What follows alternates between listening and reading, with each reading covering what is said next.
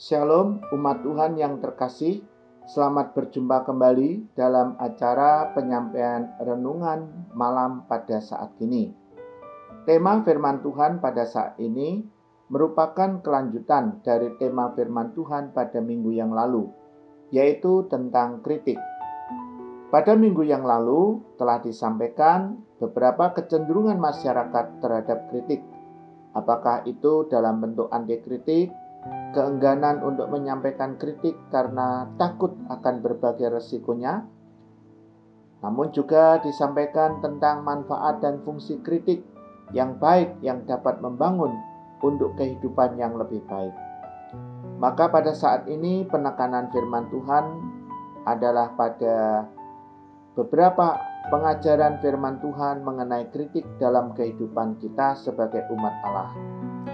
Pertama, kita dapat membaca tentang motivasi kehidupan beragama dalam Matius pasal 6 ayat 1, ayat 5 dan 16. Ingatlah, jangan kamu melakukan kewajiban keagamaanmu di hadapan orang supaya dilihat mereka, karena jika demikian kamu tidak beroleh upah dari Bapamu yang di surga. Ayat yang kelima, dan apabila kamu berdoa, janganlah berdoa seperti orang munafik, karena mereka suka mengucapkan doanya dengan berdiri dalam rumah-rumah ibadat dan pada tikungan-tikungan jalan raya, supaya mereka dilihat orang. Aku berkata kepadamu, sesungguhnya mereka sudah mendapat upahnya. Ayat yang ke-16, dan apabila kamu berpuasa, janganlah muram mukamu seperti orang munafik, mereka mengubah air mukanya, supaya orang melihat bahwa mereka sedang berpuasa. Aku berkata kepadamu, sesungguhnya mereka sudah mendapat upahnya. Kritik dalam hal ini berupa tindakan untuk memeriksa dan menjaga motivasi kita dalam menjalankan kewajiban agama atau kehendak Allah, apakah dalam hal sedekah, berdoa, ataupun berpuasa, agar kita tidak terjebak dalam motivasi untuk mencari penghormatan maupun pujian dari orang lain. Sebaliknya, kita memiliki motivasi yang tulus di dalam menunaikannya. Yang kedua, kita membaca Matius pasal 7 ayat 15 dan 16 dan ayat 20. Waspadalah terhadap nabi-nabi palsu yang datang kepadamu dengan menyamar seperti domba, tetapi sesungguhnya mereka adalah serigala yang buas. Dari buahnya lah kamu akan mengenal mereka. Dapatkah orang memetik buah anggur dari semak duri, atau buah ara dari rumput duri? Jadi dari buahnya lah kamu akan mengenal mereka. Wujud kekritisan dalam firman Tuhan tersebut berupa kemampuan dan aktivitas untuk mengidentifikasi dan mewaspadai nabi-nabi palsu yang digambarkan seperti serigala buas, namun mereka menyamar seperti domba. Yang ketiga, Matius pasal 7 ayat 13 dan 14. Masuklah melalui pintu yang sesak itu, karena lebarlah pintu dan luaslah jalan yang menuju kepada kebinasaan, dan banyak orang yang masuk melaluinya. Karena sesaklah pintu dan sempitlah jalan yang menuju kepada kehidupan, dan sedikit orang yang mendapatinya. Kekritisan dalam hal ini terhadap kecenderungan masyarakat berupa ikut arus. Namun tindakan ikut arus itu justru berakibat fatal, berakibat celaka. Ini mengajarkan kita supaya dalam mempunyai daya kekritisan yang baik untuk menimbang dampaknya sebelum kita memutuskan dan bertindak dalam hal yang sangat penting, sangat mendasar, yaitu perihal keselamatan dan hidup kekal. Keputusan iman kita janganlah ditentukan oleh banyaknya jumlah orang atau ikut arus massa, melainkan didasarkan pada kebenaran firman Tuhan. Yang keempat, sama halnya dengan pesan firman Tuhan perihal kewaspadaan terhadap nabi-nabi palsu. Demikian juga firman Tuhan juga mengajar kepada kita untuk cerdik seperti ular dan tulus seperti merpati. Matius 10 ayat 16. Lihat, aku mengutus kamu seperti domba ke tengah-tengah serigala. Sebab itu hendaklah kamu cerdik seperti ular dan tulus seperti merpati. Kekritisan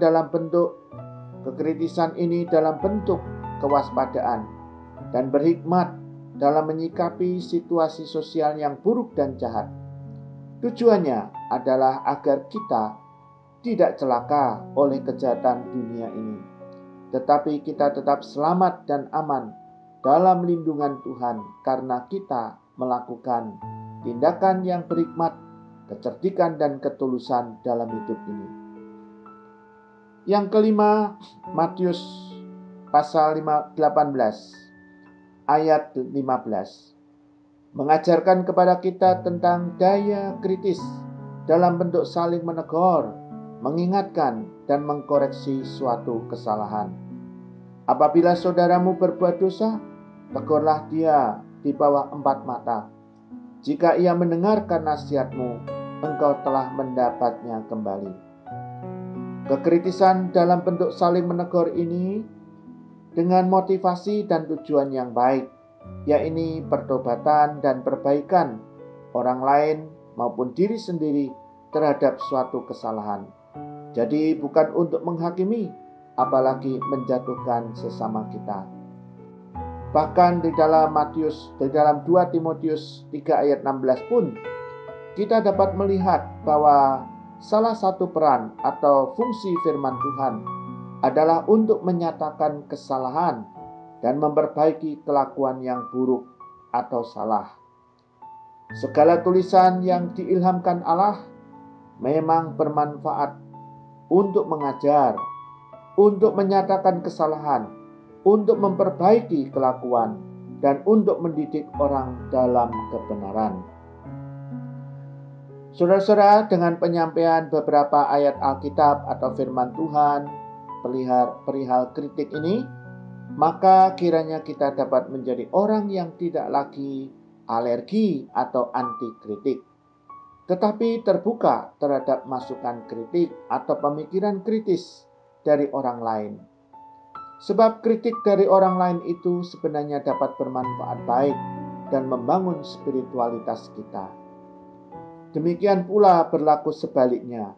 Kiranya kita juga dapat menyampaikan suatu kritik dengan sikap yang rendah hati, didasari oleh kasih Kristus, tetap menghormati sesama, tidak bermaksud untuk menghakimi, tetapi untuk membangun, dan untuk memperbaiki suatu keburukan ataupun suatu kesalahan. Roh Kudus kiranya memimpin dan memampukan kita semua untuk saling mengingatkan dan membangun kehidupan spiritual yang lebih baik sesuai dengan kehendak Tuhan. Tuhan memberkati kita semuanya. Amin. Mari kita berdoa.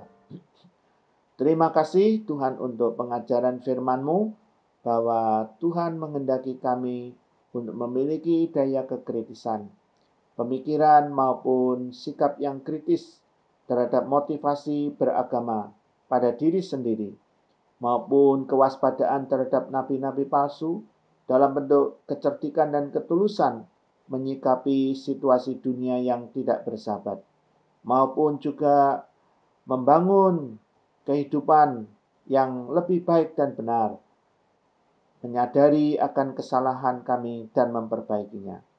Tuhan, kami berdoa untuk saudara-saudara kami yang masih hidup dalam pergumulan karena sakit penyakit, karena tertular oleh COVID-19 dan sebagainya. Kiranya Tuhan menolong mereka, memberkati dan memulihkan kesehatan mereka. Tuhan, kami juga berdoa, peliharalah umat-Mu dalam masa yang sulit ini, dalam masa pencobaan berupa pandemi COVID-19. Kiranya Tuhan terus menopang kami sebagai umat yang Kau kasih. Terima kasih Bapa, terima kasih Tuhan Yesus. Terima kasih Roh Kudus, karena kesetiaan-Mu kepada kami untuk mengasihi, menopang, dan membekali hidup kami dengan firman-Mu. Dalam nama Tuhan Yesus kami berdoa dan bersyukur. Haleluya. Amin. Sampai ketemu kembali saudara-saudara dalam acara yang akan datang. Tetaplah percaya bahwa Tuhan mengasihi menyertai dan memelihara kita untuk selama-lamanya. Amin.